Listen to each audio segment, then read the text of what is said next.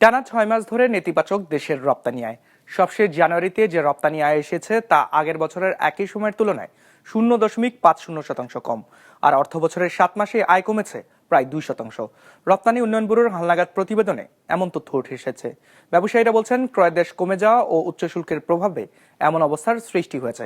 বিশ্লেষকরা বলছেন, ধারাবাহিক এই মন্দাদশা চাপ বাড়াতে পারে দেশের বৈদেশিক লেনদেনে।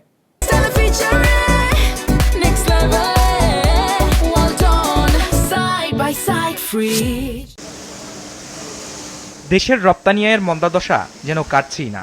সবশেষ জানুয়ারিতে রপ্তানি আয়ের সবচেয়ে বড় উৎস তৈরি পোশাক খাত থেকে আয় এসেছে $৩৬১ কোটি। আগের বছর একই সময়ে যা ছিল $৩৬৬ কোটি। সে হিসেবে বছরের ব্যবধানে আয় কমেছে ১.৩৫%। যদিও আগের মাসের তুলনায় ১৫% মতো বেড়েছে রপ্তানি আয়। তবে সার্বিক হিসাবে চলতি অর্থ বছরের জুলাই থেকে জানুয়ারি এই ৭ মাসে তৈরি পোশাক খাতের আয় দাঁড়িয়েছে $২,২৯৮ কোটি, যা আগের বছরের তুলনায় প্রায় ২.৫% কম। ক্রমাগত রপ্তানি কমার কারণ তো এটা খুব স্বাভাবিক। বিশ্ববাজারের পরিস্থিতি ভালো না, রপ্তানি আদেশ কম, বায়ারদের দিক থেকে আনইথিক্যাল বাইং প্র্যাকটিস, এদিকে ব্যাংকিং নানা রকমের অসহযোগিতা, চরম অসহযোগিতা। ব্যাংক ব্যবসায়ীদের টাকা চুষে লুটে মুটে নানাভাবে খাওয়ার চেষ্টা করছে, যেটা অতীতে কখনো ঘটেনি।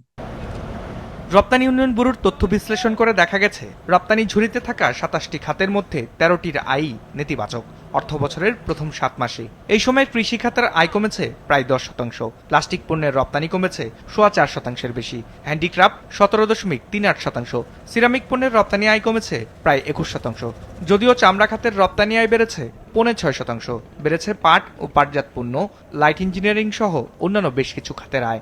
যদি অর্থনীতি স্বাভাবিক গতিতে ফিরে আসে নির্বাচনের পরে, কাজেই তখন কিন্তু আমাদের আমদানি এবং রপ্তানির মধ্যে যে পার্থক্য, এটা কিন্তু আরও বেশি হবে।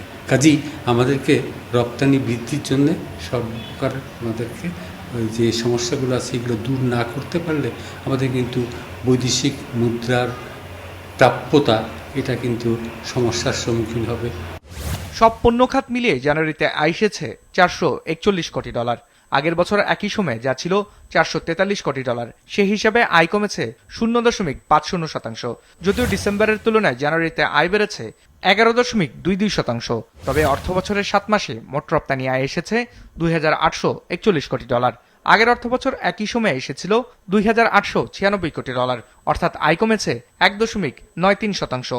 ইউডির স্টেটমেন্ট যেটা বলছে সেটা কিন্তু ডিক্লাইন করছে, ইউডির পরিমাণ ডিক্লাইন করছে, ভ্যালু ডিক্লাইন করছে। রপ্তানির যে গ্রোথ আপনারা যেটা গত ৬ মাস যাবত ডিক্লাইনিং দেখেছেন, এটা আগামী জুনের আগে ফিরে আসার সম্ভাবনা খুব কম।